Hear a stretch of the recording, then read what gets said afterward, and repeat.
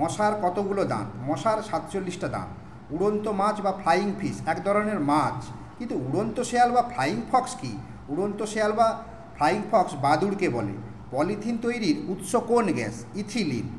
Dot পেনের কালির দাগ তুলতে কোন নিত্য ব্যবহার্য তরল পদার্থ কাজে লাগে? দুধ। জিভের একেবারে পিছনের অংশ দিয়ে কি স্বাদ পাই? তেতো স্বাদ পাই। পুরুষ ও স্ত্রী নাইটিঙ্গেল পাখির মধ্যে কারা ভালো গান গায়? পুরুষ। স্ত্রী পাখি গান গাইতে পারে না। ক্রিমিয়ার যুদ্ধে প্রথম এই গাড়ি ব্যবহার হয়েছিল। কোন গাড়ির কথা বলছি? অ্যাম্বুলেন্স। ইন্দোনেশীয় ভাষায় মারডেকা শব্দের অর্থ কী? মারডেকা শব্দের অর্থ স্বাধীনতা। লন্ডনের মেট্রো রেলকে কী বলে? টিউব রেল বলে। পৃথিবীর সবথেকে বড় রান্নার পদ কোনটি? উটের রোস্ট।